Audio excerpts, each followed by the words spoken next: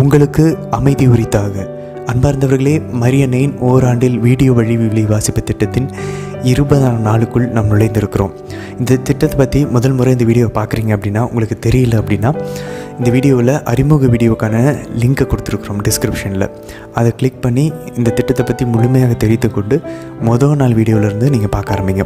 முறை பார்க்குறீங்க அப்படின்னாக்க இந்த வீடியோ வேறு ஒன்றும் இல்லை, தினமும் 10லேருந்து 20 நிமிஷத்துக்கு ஏறக்குறைய இருக்கக்கூடிய அந்த நிமிடத்தை ஒவ்வொரு நாளும் நம்ம விவிலிய வாசிப்பு பகுதியை நம்ம பார்த்தோம் அப்படின்னாக்க அந்த வசனங்களை கூட சேர்ந்து கவனித்து வாசித்தோன்னா 365 நாட்களில் மொத்த பைபிளையும் நம்ம முடிச்சிடலாம் அப்படின்றது தான் இந்த வீடியோ வழி விவிலிய திட்டம். இன்றைக்கி நம்ம 20ஆம் நாளில் இருக்கிறோம். தொடக்க நூல் 38ஆம் அதிகாரத்தை நம்ம வாசிக்க போகிறோம். இன்றைக்கும் ஒரு அதிகாரம் மட்டும்தான், ஏன்னா யோபில் நம்ம 29, 30 அதிகாரங்கள் வாசிக்க போகிறோம். அது கொஞ்சம் பெருசு. இன்றைக்கி 28 அதிகாரத்தில் திரும்பவும் ஆதாம் ஏவாளினுடைய அந்த பாவம் செஞ்ச இயல்பு, அந்த ஜென்ம பாவத்தின் சுபாவம், அதனுடைய விளைவை திரும்பவும் ஒரு மோசமான சம்பவத்தில் இன்றைக்கி யூதா தாமாரினுடைய வாழ்வில் நம்ம பார்க்க போகிறோம். அதே நேரத்தில் நேற்று நம்ம எங்கே விட்டோம் அப்படின்றத நம்ம ஞாபகம் வச்சுக்கணும். இன்றைக்கி இந்த ஒரு மோசமான ஒரு நிகழ்வை வாசிப்போம். நாளைக்கு இதுக்கு நேர் எதிராக ஒரு நட்சத்திரத்தை போல் யோசேப்பு சிறந்து நற்பண்பில் விளங்குறதையும் நம்ம நாளைக்கு பார்ப்போம். அப்போது நேற்று நம்ம எங்கே விட்டோம் மறந்துடக்கூடாது. யோசேப்பை விற்றுட்டாங்க.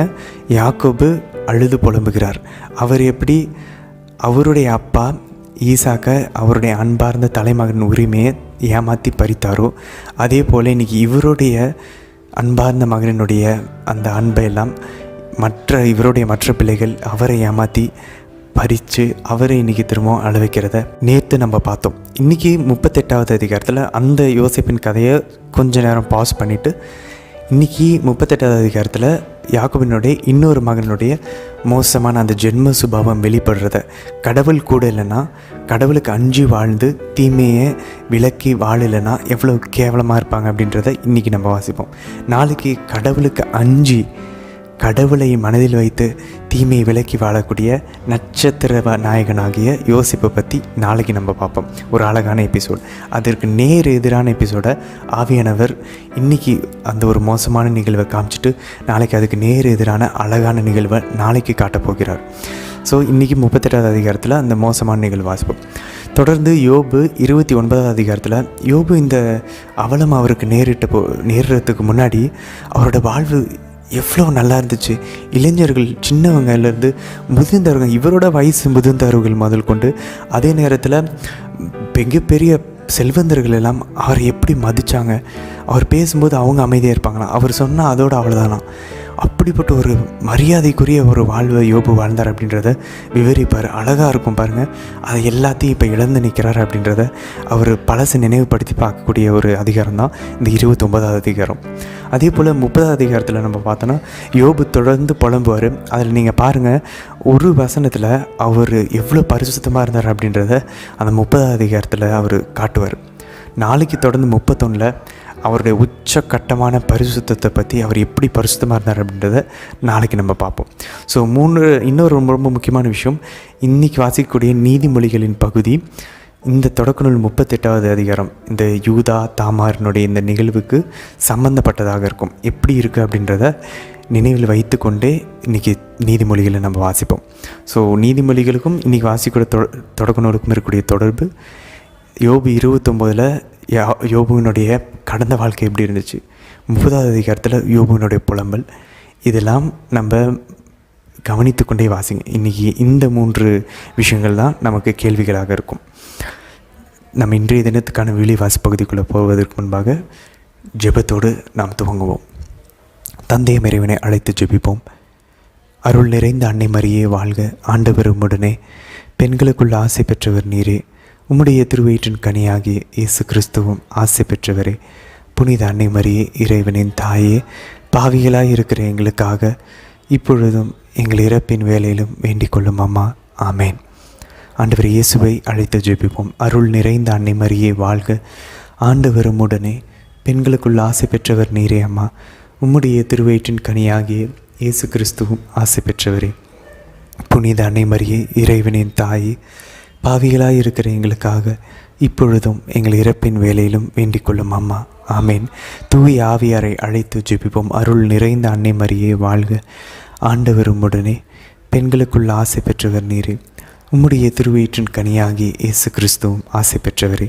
புனித அன்னை மரியே, இறைவனின் தாயே, பாவிகளாயிருக்கிற எங்களுக்காக இப்பொழுதும் எங்கள் இறப்பின் வேலையிலும் வேண்டிக் கொள்ளும் அம்மா. ஆமேன்.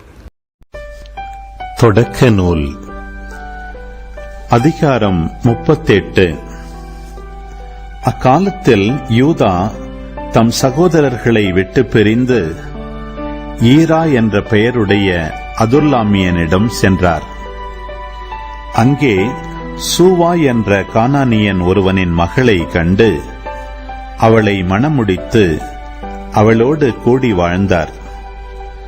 அவள் கருவுற்று ஒரு மகனை பெற்றெடுத்து அவனுக்கு ஏர் என்று பெயரிட்டாள். அவள் மீண்டும் கருவுற்று ஒரு மகனை பெற்றெடுத்து அவனுக்கு ஓனான் என்று பெயரிட்டாள்.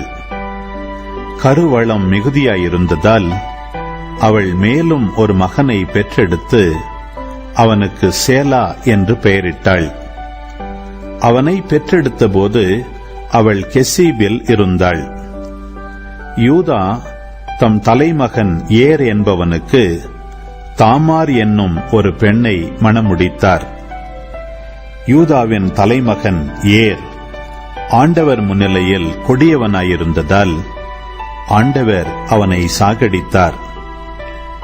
அப்போது யூதா தம் மகன் ஓனானை நோக்கி, நீ உன் சகோதரன் மனைவியோடு கூடி வாழ், சகோதரனுக்குரிய கடமையை செய்து உன் சகோதரனுக்கு வழிமரபு தோன்றச் செய் என்றார். அந்த வழிமரபு தனக்குரியதாயிராதென்று அறிந்து ஓனான் அவளோடு உடலுறவு கொள்கையில் தன் சகோதரனுக்கு வழிமரபு தோன்றாதவாறு தன் விந்தை தரையில் சிந்தி வந்தான். அவன் செய்தது தம் பார்வையில் தீயதாயிருந்ததால் ஆண்டவர் அவனையும் சாகடித்தார்.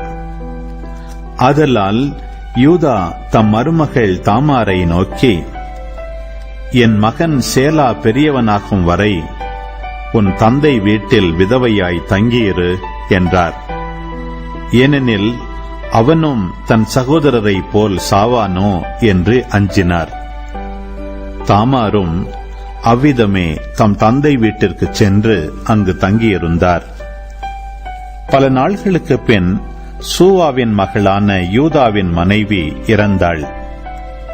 யூதா அவளுக்காக துக்கம் கழித்த பின் தம் மந்தைக்கு ரோமம் கத்தரிப்பவர்கள் இருந்த திம்னாவுக்கு தம் அதுல்லாமிய நண்பன் ஈராவுடன் சென்றார். அப்போது, உன் மாமனார் தம் ஆடுகளுக்கு ரோமம் கத்தரிக்க திம்னாவுக்கு போகிறார் என்று தாமாருக்கு செய்தி அறிவிக்கப்பட்டது.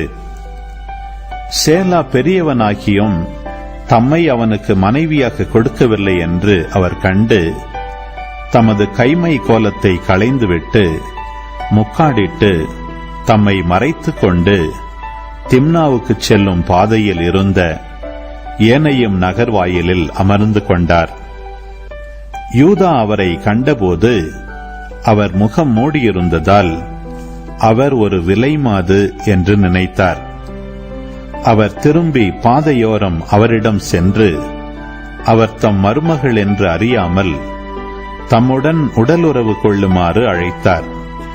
அதற்கு அவர், என்னோடு உடலுறவு கொள்வதற்கு என்ன தருவீர் என்று கேட்டார். அவர், என் மந்தையிலிருந்து உனக்கு ஒரு வெள்ளாட்டுக்கிடாய் அனுப்புகிறேன் என்றார். அதற்கு அவர், நீர் அதை அனுப்பு மட்டும் எனக்கு ஓர் அடைமானம் தருவீரா என்று கேட்டார். அடைமானமாக உனக்கு நான் என்ன தர வேண்டும் என்று அவர் கேட்க, அவர், உம்முடைய முத்திரை மோதிரத்தையும் இடைவாரையும் கைக்கோலையும் தர வேண்டும் என்றார். அவருக்கு அவற்றை கொடுத்த பின் அவருடன் உடலுறவு கொண்டார். அவரும் கருவுற்றார். பின்பு அவர் எழுந்து போய் தம் முக்காட்டை எடுத்துவிட்டு விதவைக்குரிய ஆடைகளை அணிந்து கொண்டார். அவரிடம் தாம் கொடுத்திருந்த அடைமானத்தை திரும்பப் பெறுமாறு யூதா தம் அதுல்லாமிய நண்பன் மூலம் ஒரு வெள்ளாட்டு கிடாயை அனுப்பினார். அவனோ அவரை காணவில்லை. அங்கிருந்த ஆள்களை நோக்கி, ஏனையும் அருகே வழியில் இருந்த விலைமாது எங்கே என்று கேட்க, அவர்கள், இங்கே விலைமாது எவளும் இல்லை என்றனர். அவன் யூதாவிடம் திரும்பி வந்து, நான் அவளை காணவில்லை. மேலும் அங்கிருந்த ஆள்கள், இங்கு விலைமாது எவளும் இல்லை என்றனர் என்று சொன்னான். யூதா, அவளே வைத்துக் கொள்ளட்டும், இல்லையேல் நம்மை பார்த்து பிறர் சிரிப்பர். நானும் இந்த ஆட்டுக்கிடாயை அவளுக்கு அனுப்பி வைத்தேன், உன்னாலும் அவளை கண்டுபிடிக்க முடியவில்லை என்றார். 3 மாதம் சென்ற பின்னர், உம் மருமகளாகிய தாமார் வேசித்தனம் பண்ணினாள், வேசித்தனத்தினால் கருவுற்றிருக்கிறாள் என்று யூதாவுக்கு அறிவிக்கப்பட்டது. அப்பொழுது அவர், அவளை இழுத்துக் கொண்டு வாருங்கள், அவள் எரிக்கப்பட வேண்டும் என்றார். அவ்வாறே அவரை இழுத்துக் கொண்டு வருகையில் அவர் தம் மாமனாருக்கு, இந்த பொருள்கள் எவனுடையவையோ அவனாலேயே நான் கருவுற்றிருக்கிறேன். இந்த முத்திரை மோதிரமும் இடைவாரும் கைக்கோலும் யாருடையவை என்று பாரும் என்று சொல்லி அனுப்பினார். யூதா அவற்றை பார்த்தறிந்து, அவள் என்னை காட்டிலும் நேர்மையானவள், அவளை நான் என் மகன் சேலாவுக்கு மணமுடிக்காமல் போனேனே என்றார். ஆயினும் அதற்கு பின் அவர் அவரோடு உடலுறவு கொள்ளவில்லை. தாமாருக்கு பேறுகாலம் வந்தபோது அவர் வயிற்றில் 2 பிள்ளைகள் இருந்தன. அவர் பிள்ளை பெறுகிற வேளையில் ஒரு பிள்ளை கையை வெளியே நீட்டியது. மருத்துவ பெண் அதன் மணிக்கட்டில் கருஞ்சிவப்பு நூலை கட்டி, இதுவே முதலில் வந்தது என்றாள். ஆனால் அது தன் கையை திரும்ப உள்ளே இழுத்துக் கொண்ட பின் மற்ற பிள்ளை வெளிப்பட்டது. அப்பொழுது அவள், நீ கருப்பையை கிழித்துக் கொண்டு வந்தவன் அல்லவா என்று சொன்னாள். எனவே அவனுக்கு பெரேட்ஸ் என்று பெயரிடப்பட்டது. பின் கருஞ்சிவப்பு நூல் கையில் கட்டப்பெற்ற அவன் சகோதரன் வெளிப்பட அவனுக்கு செராகு என்று பெயரிடப்பட்டது. யோபு ஆகமம் அதிகாரம் 29. யோபு இன்னும் தொடர்ந்து பேசிய உரை. காண்பேனா முன்னைய திங்கள்களை, கடவுள் என்னை கண்காணித்த நாள்களை. அப்போது அவர் விளக்கு என் தலை மீது ஒளி வீசிற்று, அவரது ஒளியால் இருளில் நான் நடந்தேன். அப்போது என் இளமையின் நாள்களில் நான் இருந்தேன். கடவுளின் கருணை என் குடிசை மீது இருந்தது. அன்று வல்லவர் என்னோடு இருந்தார், என் மக்கள் என்னை சூழ்ந்திருந்தனர். அப்போது என் காலடிகள் நெய்யில் குளித்தன, பாறையிலிருந்து எனக்கு எண்ணெய் ஆராய் பாய்ந்தது. நகர வாயிலுக்கு நான் செல்கையிலும் பொது மன்றத்தில் என் இருக்கையில் அமர்கையிலும் என்னை கண்டதும் இளைஞர் ஒதுங்கிக் கொள்வர், முதிர்ந்த வயதினர் எழுந்து நிற்பர், உயர்குடி மக்கள் தம் பேச்சை நிறுத்துவர், கை கட்டி வாய்ப்பொத்தி வாளாவிருப்பர். தலைவர் தம் குரல் அடங்கி போம், அவர் நா அன்னத்தோடு ஒட்டி கொள்ளும். என்னை கேட்ட செவி என்னை வாழ்த்தியது, என்னை பார்த்த கண் எனக்கு சான்று பகர்ந்தது. ஏனெனில் கதறிய ஏழைகளை நான் காப்பாற்றினேன், தந்தையில்லார்க்கு உதவினேன். அழிய இருந்தோர் எனக்கு ஆசி வழங்கினர், கைம்பெண்டேர் தம் உள்ளத்தை களிப்பால் பாடச் செய்தேன். அறத்தை அணிந்தேன், அது என் ஆடை ஆயிற்று, நீதி எனக்கு மேலாடையும் பாகையும் ஆயிற்று. பார்வையற்றோர்க்கு கண் ஆனேன், காலோனமுற்றோர்க்கு கால் ஆனேன். ஏழைகளுக்கு நான் தந்தையாக இருந்தேன், அறிமுகமற்றோரின் வழக்குகளுக்காக வாதிட்டேன். கொடியவரின் பற்களை உடைத்தேன், அவரின் பற்களுக்கு இரையானவரை விடுவித்தேன்.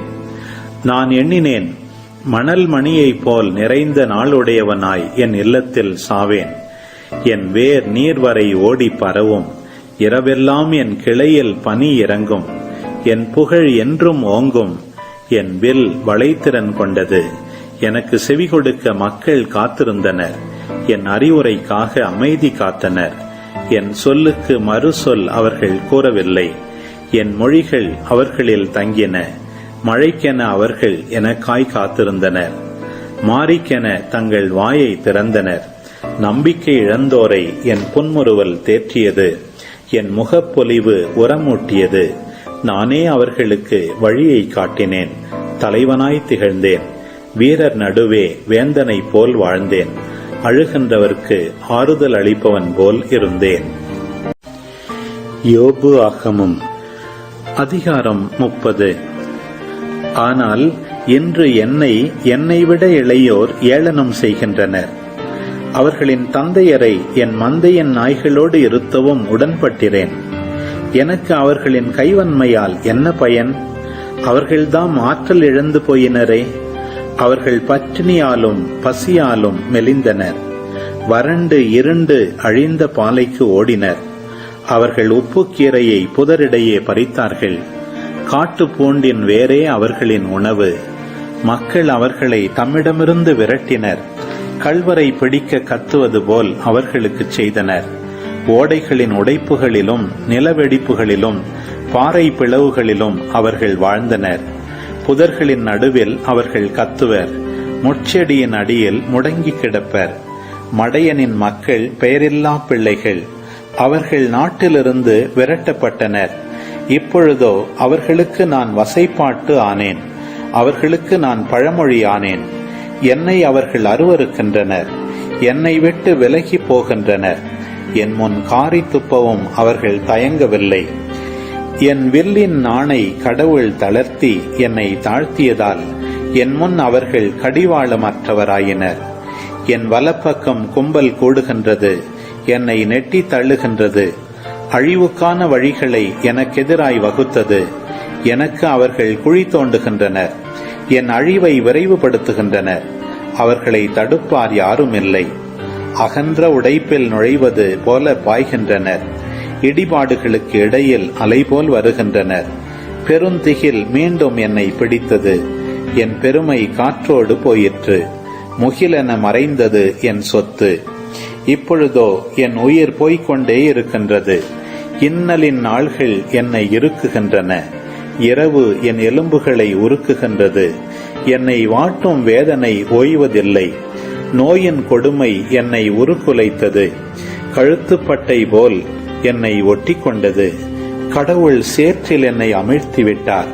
புழுதியும் சாம்பலும் போல் ஆனேன். நான் உம்மை நோக்கி மன்றாடினேன். ஆனால் நீர் எனக்கு பதில் அளிக்கவில்லை. நான் உம்முன் நின்றேன். நீர் என்னை கண்ணோக்கவில்லை. கொடுமையுள்ளவராய் என் மட்டில் மாறினீர். உம் கை வல்லமையால் என்னை துன்புறுத்துகின்றீர். என்னை தூக்கி காற்றில் பறக்க விட்டீர். புயலின் சீற்றத்தால் என்னை அலைக்கழித்தீர். ஏனெனில் சாவுக்கும் வாழ்வோர் அனைவரும் கூடும் இடத்திற்கும் என்னை கொணர்வீர் என அறிவேன். இருப்பினும் அழிவின் நடுவில் ஒருவர் உதவிக்கு அலரும் பொழுது, அவல நிலையில் அவர் இருக்கும் பொழுது எவர் அவருக்கு எதிராக கையை உயர்த்துவார்? அவதிப்பட்டவருக்காக நான் அழவில்லையா? ஏழைக்காக என் உள்ளம் இளகவில்லையா? நன்மையை எதிர்பார்த்தேன், தீமை வந்தது. ஒளிக்கு காத்திருந்தேன், இருளே வந்தது. என் குலை நடுங்குகிறது, அடங்கவில்லை. இன்னலின் நாள்கள் என எதிர்கொண்டு வருகின்றன. கதிரோன் இன்றியும் நான் கருகித் திரிகின்றேன். எழுகின்றேன், மன்றத்தில் அழுகிறேன் உதவிக்கு. குள்ள நரிக்கு உடன்பிறப்பானேன். நெருப்பு கோழிக்கு தோழனும் ஆனேன். என் தோல் கருகி உரிகின்றது. என் எலும்புகள் வெப்பத்தால் தீகின்றன. என் யாழின் ஓசை புலம்பலாயிற்று. என் குழலின் ஒலி அழுகையாயிற்று. அடுத்திருப்பார் உன்னிடம் கேட்கும் பொருளை நீ வைத்துக் கொண்டே போய் வா, நாளைக்கு தருகிறேன் என்று சொல்லாதே. அடுத்திருப்பார்க்கு தீங்கிழைக்க திட்டம் தீட்டாதே. அவர்கள் உன் அருகில் உன்னை நம்பி வாழ்கின்றவர்கள் அல்லவா? ஒருவர் உனக்கு ஒரு தீங்கும் செய்யாதிருக்கும் போது அவரை வீண் வாதத்திற்கு இழுக்காதே. வன்முறையாளரை கண்டு பொறாமை கொள்ளாதே. அவர்களுடைய அடிச்சுவடுகளை பின்பற்றாதே. ஏனெனில் நேர்மையற்றோரை ஆண்டவர் அருவருக்கின்றார். நேர்மையாளரோடு அவர் உறவு கொள்கின்றார். ஆமேன். ஆண்டவரே, இந்த நாளுக்கான இந்த விவிலிய வாசிப்பு பகுதியை முடிக்க எங்களுக்கு அருள் தந்ததற்காக நன்றி செலுத்துகிறோம் அப்பா. யூதாவை போல ஊனுடலின் இச்சைகளுக்கும் ஆசைகளுக்கும் இணங்காமல் உமக்கு அஞ்சி தீமையை விலக்கி யோபுவை போல ஆபிரகாமை போல மூதாதையர்களைப் போல வாழக்கூடிய அருளை எங்களுக்குள்ள தெய்வ பயத்தை உண்மையில் இருக்கக்கூடிய அன்பையும் எங்களுக்கு அதிகரித்துள்ளோம் அப்பா.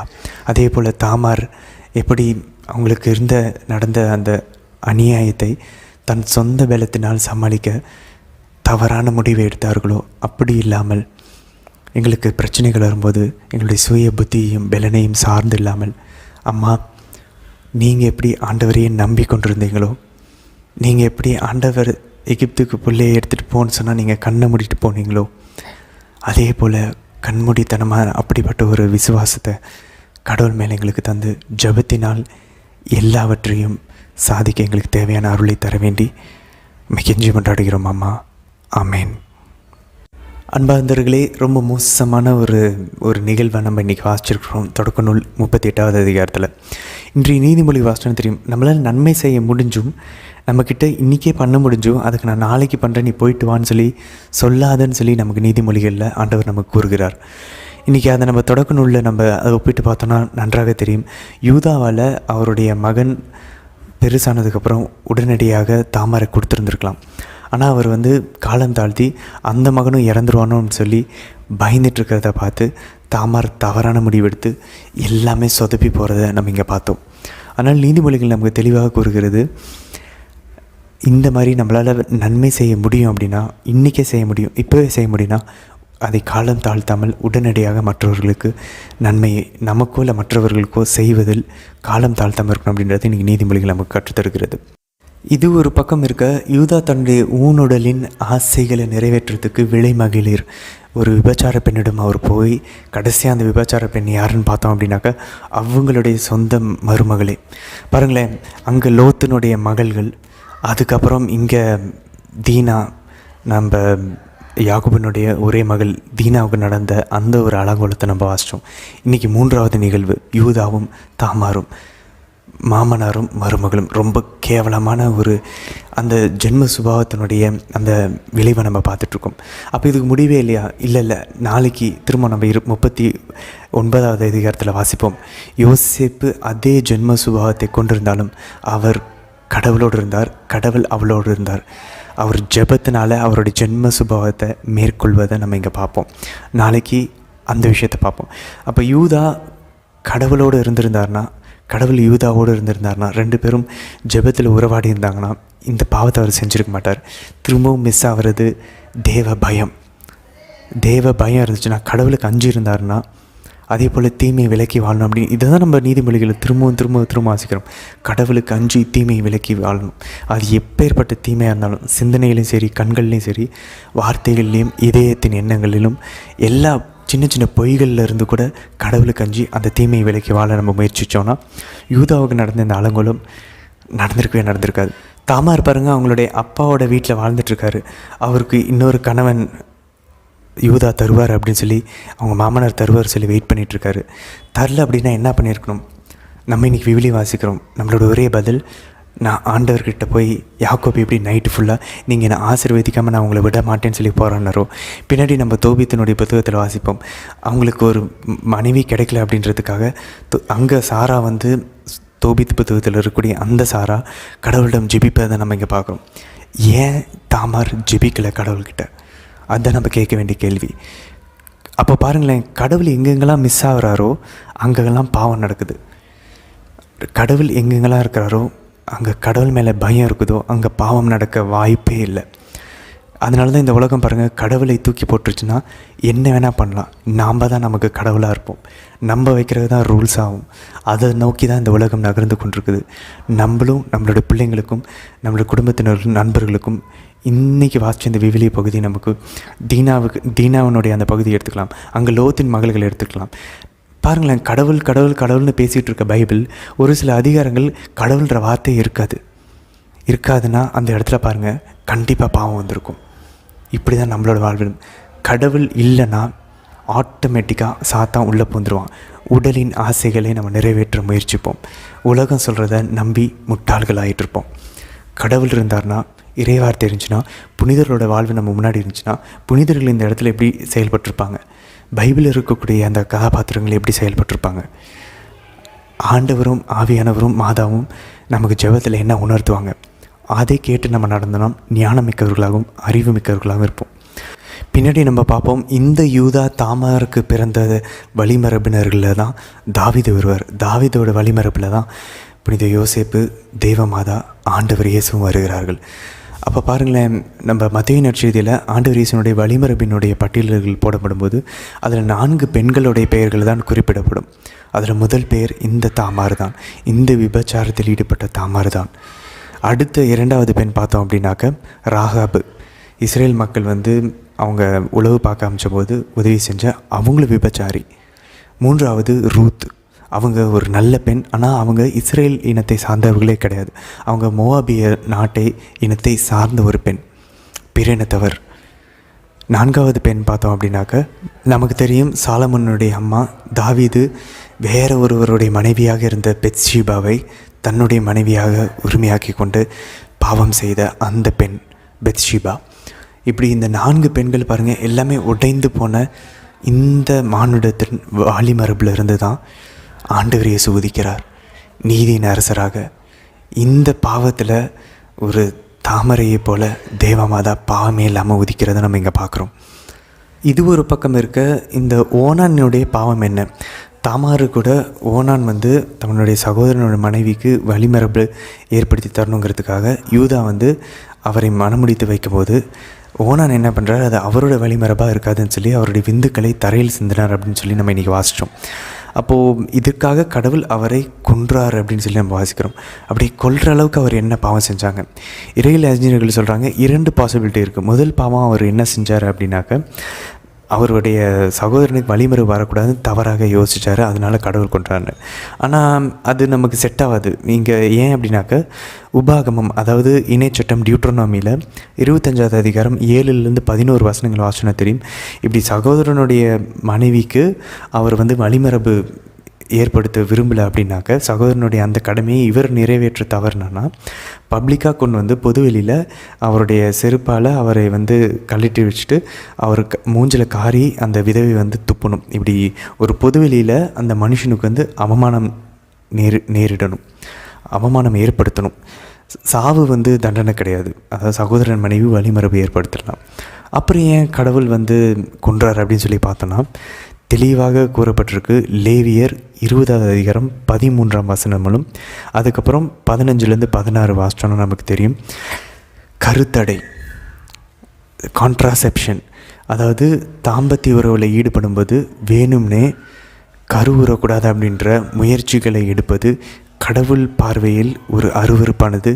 அது சாகக்கூடிய அளவுக்கு, அந்த நபர்கள் கொல்லக்கூடிய அளவிற்கு அது ஒரு சாவான பாவமாக, மார்டல் சின்னாக இங்கே சித்தரிக்கப்படுகிறது. இந்த லேவியர் 20 பின்னாடி ஆண்டவர் மோசே வழியாக இந்த சட்டத்தை தான் கொடுக்குறாரு. அப்போது ஆண்டவர் கொன்றுபட்டார்னா இந்த சட்டத்தை கொடுத்தது அவர் தான் அப்படின்னா, இந்த காரணத்திற்காக தான் கொல்லக்கூடிய அளவுக்கு இது பாவம் அப்படின்னா, அது காரணம் தாம்பத்திய உறவு ஏற்படும் போது குழந்தை கருவுறக்கூடாது அப்படின்னு சொல்லி நம்ம யூஸ் பண்ணுற எல்லா கருத்தடை பொருட்கள், ஃபேமிலி பிளானிங், குடும்ப கட்டுப்பாடு, கான்ட்ராசெப்ஷன், காண்டம்ஸ், காப்பர்ட்டி, இல்லை ஏதாவது பில்ஸ் எடுக்கிறது, மருந்துகள் எடுக்கிறது, எல்லாமே சாவான பாவம் அப்படின்னு சொல்லி இன்றைக்கி நம்ம வாசித்த இந்த அதிகாரம் நமக்கு தெளிவாக சுட்டு காட்டுகிறது. அது எந்த அளவுக்குனா கொல்லப்படக்கூடிய அளவுக்கு. பின்னாடி இது லேவியரில் அது ஒரு சட்டமாகவே மோசே கொடுப்பார். கடவுள் மோசே வழியாக கொடுக்கறத நம்ம அங்கே பார்க்குறோம். அப்போ ஓனான் செய்த பாவம் அவர் வழிமரபு ஏற்படுத்தாமல் போனதுனால அல்ல, பட் அவர் கருத்தடை செஞ்சதுனால தான். இதை தான் 2000 வருஷமாக பாரம்பரியத்தில், நம்ம கிறிஸ்தவ பாரம்பரியத்தில் எல்லா புனிதர்களும் அங்கீகரிச்சிருக்காங்க. உதாரணத்துக்கு கிறிஸ்துவுக்கு பின் முதல் 100 ஆண்டுகளில் வாழ்ந்த புனித கிளமெண்ட், அலெக்சாண்ட்ரியாவின் புனித கிளமெண்ட், அதுக்கப்புறம் கிபி 200களில் வாழ்ந்த ரோமினுடைய புனித ஹிப்போலிட்டஸ், அதுக்கப்புறம் புனித ஜெரோம், புனித அகஸ்தினார், இப்படி எல்லா புனிதர்களையுமே வழிவேறவாக நம்மளுடைய பாரம்பரியத்தில் பார்க்குறோம்.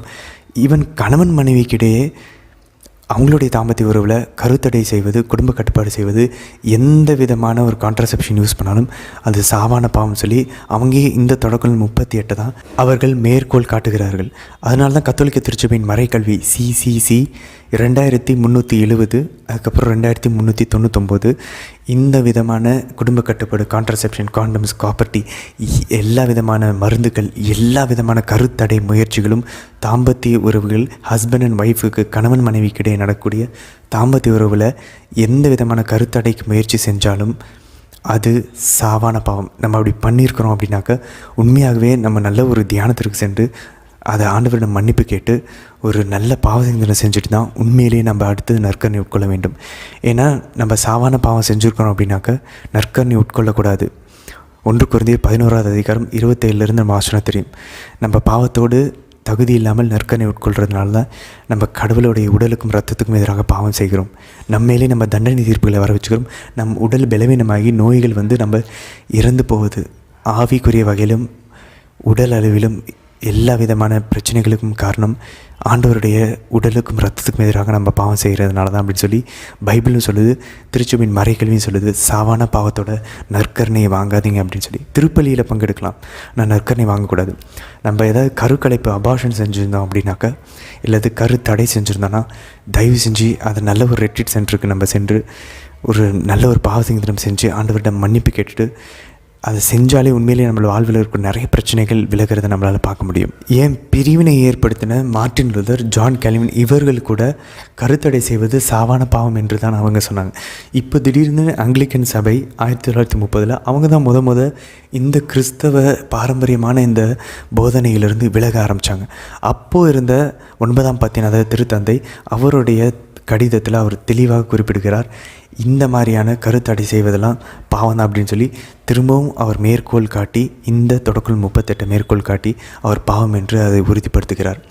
இப்போவும் நம்மளுடைய கத்தோலிக்க திருச்சபையின் போதனை அதுதான். அதனால் நம்மளும் யோசித்து பார்ப்போம், நம்மளுடைய இச்சக்குரிய பாவங்கள், சுய இன்பங்கள், இந்த கருத்தடை செய்வது, கருக்கழிப்பு செய்வது எல்லாம் உண்மையிலே கடவுளுக்கு நம்மை கொல்லக்கூடிய அளவுக்கு அவருக்கு அருவருப்பான சினமூட்டக்கூடிய ஒரு பாவமாக அமைகிறது. அதனால் அதை நம்ம யோசித்து பார்த்துட்டு உண்மையிலேயே அதை நம்ம பண்ணியிருந்தோம் அப்படின்னா ஒரு நல்ல குருவானவரிடம், பரிசுத்தமான ஒரு குருவானவரிடம் சென்று ஒரு நல்ல பாவ அறிக்கையை செஞ்சு பார்ப்போம். நிறைய நம்மளுடைய பிரச்சனைகள் உடல் அளவிலும் ஆவிக்குரிய வகையிலும் வாழ்விலும் விலகிறத நம்மளால் பார்க்க முடியும். ஏன் இது அவ்வளோ பெரிய பாவம்? முதல் விஷயம், ஆண்டவர் ஒவ்வொரு உறுப்புகளையும் எந்த ஒரு நோக்கத்துக்காக படைத்து கொடுத்துருக்கிறாருக்கோ அந்த நோக்கத்திற்காக தான் பயன்படுத்தணும். உதாரணத்துக்கு கண்ணு பார்ப்பதற்காக, வாயை சாப்பிடுவதற்காக, சுவைப்பதற்காக. நம்மளுடைய பிறப்பு உறுப்புகள் குழந்தை பேருக்காக கொடுக்கப்பட்டிருக்கிறது. அதை நம்மளுடைய தாம்பத்திய உறவிலிருந்து பிரித்தோம் அப்படின்னாக்க, தாம்பத்திய உறவையும் குழந்தை பேரையும் பிரித்தோம் அப்படின்னாக்க நம்மளுடைய கணவனையோ மனைவியோ நம்மளுடைய இன்பத்திற்காக, சுய இன்பத்திற்காக அவர்களை பயன்படுத்துகிறோன்னு அர்த்தம். ஒருத்தர் ஒத்துக்கொண்டாலும் அந்த இயல்பான நேச்சுரலாக நம்மளுடைய உறுப்புகளை எதற்கு உருவாக்கப்பட்டதோ அதன் வழியில் செல்லாமல் நம்ம ஆர்டிஃபிஷியலாக செயற்கையாக எந்த தடையை செஞ்சாலும் அது கடவுளுடைய படைப்புக்கு, அவருடைய நோக்கத்திற்கு, விருப்பத்திற்கு எதிரானது என்று திருச்சபை நம்ம கற்பிக்கிறது. அதனால தான் நம்ம சுய கட்டுப்பாடோடு இருக்கிறதுக்கு நம்ம கற்றுக்கொள்ள வேண்டும். அல்லது நம்ம தாம்பத்திய உறவில் ஈடுபடுத்தால் ஆண்டவர் குழந்தை பேரை கொடுத்தாருன்னா அதை பெற்றுக்கொள்வதற்கு, ஏற்றுக்கொள்வதற்கு திறந்த மனதோடு அவருடைய விருப்பத்திற்கு நம்ம ஓகே சொல்லணும். நிறைய பேர் இந்த மாதிரி அவங்களுடைய கடவுளுடைய திட்டத்திற்கு திறந்த மனதோட சரின்னு சொல்லாதனால தான் நிறையா குழந்தைகள் பாக்கியங்கள் இல்லாமல் போய் கடைசியாக திருச்சபையில் குருக்கள் கன்னியர்களுக்கு துறவரத்துக்கு இன்றைக்கி ஒரு மிகப்பெரிய பஞ்சம் ஏற்பட்டிருக்கிறது. அதனால் ஆண்டவர் துவக்கத்திலேருந்தே குழந்தைகளை அவர் கொடுக்கக்கூடிய ஒரு கொடையாக, கிஃப்டாக அவர் பார்க்குறாரு. உயிரை அவ்வளோ அவர் மதிப்பாக செய்கிறாரு. அதனால் சுயன்பம் அனுபவிச்சு விந்துக்களை கீழே சிந்துவதோ அல்லது இந்த மாதிரி தாம்பத்திய உறவுகளில் குழந்தை பேருக்கு திறந்த மனதோடு இல்லாமல் அதை தடை செய்வது கடவுளுடைய பார்வையில் நம்ம செயற்கையாக அவருடைய திட்டத்திற்கு தடுக்கிற மாதிரி, அதுக்கு ஒரு தடையை நம்ம விதிக்கிற மாதிரி அர்த்தமாகும்.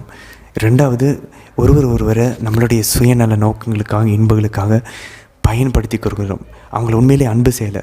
ஒரு கணவன் மனைவியும் தங்கள் அன்பினால் ஒன்றாக இணையும் போது கிடைக்கக்கூடிய கடவுளின் கொடையை தான் குழந்தைகள். அந்த குழந்தையை நம்ம நிறுத்தணும் அப்படின்னாக்க ஒருவர் இணையிறது அவங்களுடைய இன்பங்களுக்காக, உடலின் இன்பங்களுக்காக அப்படின்றது தான் இரண்டாவது காரணம். ஸோ இயல்பாக கடவுள் படைத்த அந்த உறுப்புகளை அதன் நோக்கத்தில் பயன்படுத்தணும். அதை பிரிக்கக்கூடாது, தடை செய்யக்கூடாது. ரெண்டாவது, நம்ம அப்படி தடை செஞ்சோம் அப்படின்னாக்கா, பிரித்தோம் அப்படின்னா நம்ம ஒருத்தரை இன்பத்திற்காக, சுயநல நோக்கத்துக்காக we are using others, மற்றவங்களை பயன்படுத்துகிறோம், மற்றவர்களை அன்பு செய்யலை. ஏன்னா அன்புன்றது ஒருவர் முழுமையாக தன்னையே உடலும் ஆன்மாவையும் கொடுக்கணும். இன்னொருத்தர் முழுமையாக தன்னையே உடலும் ஆன்மாவையும் அவர்கள் பெற்றுக்கொள்ளணும். இதுதான் அந்த அன்பின் வெளிப்பாடு. இதில் நடுவில் தடுத்தோம் அப்படின்னா அந்த அன்பின் வெளிப்பாடு இல்லாத ஒருவர் தங்கள் சுயநல நோக்கத்துக்காக பயன்படுத்துகிறோன்னு அர்த்தம். அதனால தான் பைபிளும் தெளிவாக சொல்லுது, திருச்சபையும் தெளிவாக நமக்கு இந்த விஷயத்தை கற்பிக்கிறது. தொடர்ந்து 29வது அதிகாரத்தில் யோபு நம்ம வாசித்தோம். எவ்வளோ அழகான ஒரு வாழ்க்கை வாழ்ந்துருக்காப்பாங்க. அவருடைய காலடிகள் எல்லாம் நெய்யில், அதாவது பாலில் குளிச்சிச்சு அப்படின்னு சொல்லி நம்ம ஆங்கிலத்தில் வாசிக்கிறோம். மில்கில் நெய்யால் அது குளிச்சிச்சு. நகரத்துக்கு போனார்னா இளைஞர்கள்லாம் ஒதுங்கி போவாங்களாம் மரியாதையில். முதியவர்கள் கூட எழுந்திரிச்சு நிற்பாங்களாம். உயர்குடி மக்கள் எல்லாம் அவங்க பேச்சை நிறுத்திட்டு இவர் சொல்கிறத கேட்பாங்களாம். ஆனால் அதே யோபு பாருங்கள், 30வது அதிகாரம் 25வது வசனத்தில் அவதிப்படுவோருக்காக நான் அழவில்லை அப்படின்னா கஷ்டப்படுறவங்களை பார்த்து அவர் அழுந்தாராம். அவ்வளவு நல்ல மனசு, இலகிய மனசு உடையவர் யோபு. அவர் பாருங்கள், ஏழைக்காக என் உள்ளம் இலங்கவில்லையா, அவ்வளவு ஏழையை பார்த்து அவங்களுக்காக அவர் இறக்கப்பட்டிருக்கிறார். ஆனாலும் பாருங்கள் 27வது வசனத்தில் 30வது அதிகாரத்தில் என் குலை நடுங்குகிறது, அது அடங்கவில்லை, இன்னலின் நாட்கள் என்னை எதிர்கொண்டு வருகின்றனர், என் தோல் கருகி உருகின்றது, என் எலும்புகள் வெப்பத்தால் தீக்கின்றனர். அவ்வளவு கஷ்டப்பட்டுருக்காரு, இவ்வளவு நல்ல அழகாக வாழ்ந்திருக்காரு. அதான் யோபு கேட்பார், ஆண்டவரே இவ்வளவு நான் கண்ணும் கருத்துமாக வாழ்ந்தேனே, இது உங்களுக்கு தெரியலையா? ஏன்னா அவருக்கு புரியல என்ன நடக்குது அப்படின்னு. ஆனால் நமக்கு தெரியும் இன்றைக்கி இதை நம்ம வாசிக்கும்போது. ஆனால் அவருக்கு ஒன்றும் புரியலைனாலும், யோபு புலம்பினாலும் அவர் ஆண்டவர் மீது நம்பிக்கையாக இருந்தார்.